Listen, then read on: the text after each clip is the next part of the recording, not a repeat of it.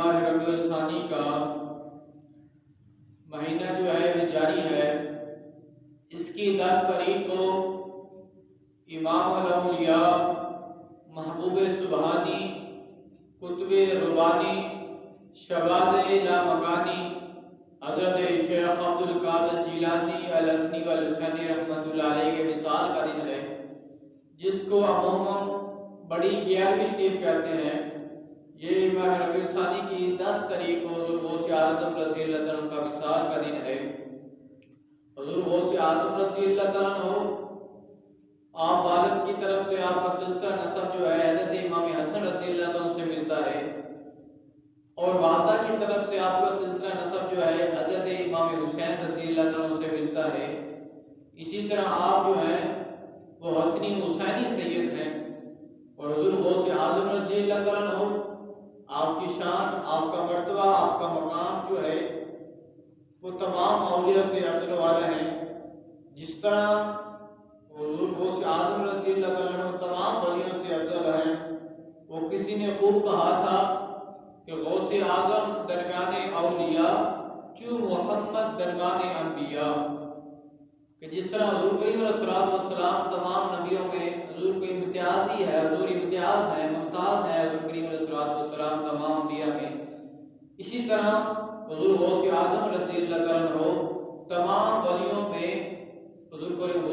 غوث اعظم رضی اللہ عنہ جو ہے وہ تمام ولیوں میں آپ کو جو ہے وہ آپ ممتاز ہیں، آپ تمام ولیوں میں ممتاز ہیں۔ تو حضور غوث اعظم رضی اللہ عنہ تمام ولیوں سے افضل والا ہے۔ اسی طرح آپ فرماتے ہیں قدمی حاضی علی رقبتی کل ولی اللہ، کہ میرا یہ قدم تمام ولیوں کی گردنوں پر ہے۔ تو حضور غوث اعظم رضی اللہ عنہ جس طرح حضور کریم علیہ السلام تمام نبیوں سے افضل والا ہے، اسی طرح حضور غوث اعظم رضی اللہ عنہ بھی جو ہے وہ تمام ولیوں سے افضل والا ہے۔ اور حضور غوث اعظم رضی اللہ عنہ خود فرماتے ہیں کہ میں 25 سال تک بیابانوں میں عبادت و ریاضت کرتا رہا،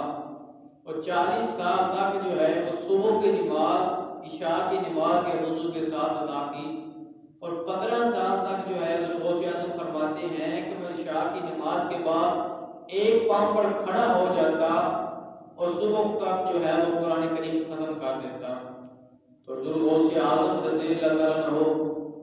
آپ کا مرتبہ، آپ کا مقام، آپ کی شان تمام اولیاء سے افضل والا ہے۔ دیکھیے حضور غوث اعظم رضی اللہ عنہ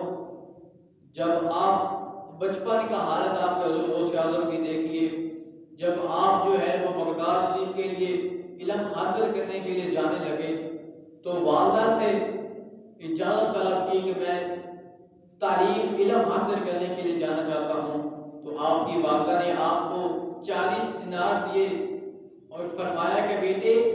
یہ لو 40 دینار اور کبھی جھوٹ مت بولنا۔ تو جب آپ اس 40 دینار کو لے کر بغداد شریف جانے والے قافلے میں شامل ہو جاتے ہیں، تو جب قافلہ تھوڑی دیر تک چلتا ہے تو اچانک ڈاکو آ جاتے ہیں، وہ قافلے کا تمام مال و اسباب لوٹ لیتے ہیں، اور حضور غوث اعظم رضی اللہ عنہ کے پاس بھی ایک ڈاکو آتا ہے اور کہتا ہے کہ تمہارے پاس بھی کچھ چیز ہے؟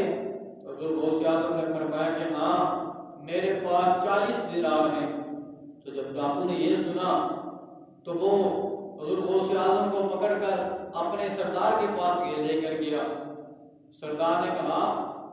کہ کیا تمہارے پاس کوئی بچے باقی چیز ہے؟ تو آپ نے فرمایا ہاں میرے پاس 40 دینار ہیں۔ تو اس ڈاکو کے سردار نے کہا کہ کہاں ہیں، تمہارے پاس نظر تو نہیں آ رہے؟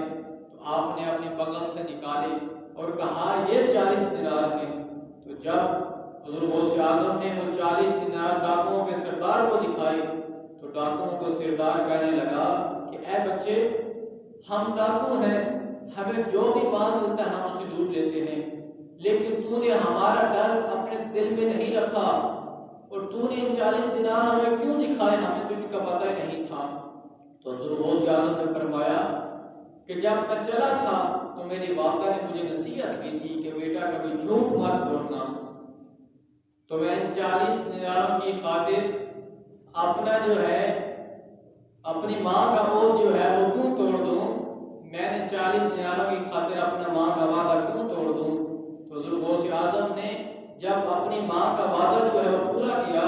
تو ڈاکوؤں کو سردار کی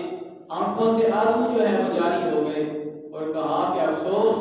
کہ تو نے اپنی ماں کا عہد نہیں توڑا، ہم اتنے سالوں سے اپنے رب کا عہد توڑ رہے ہیں۔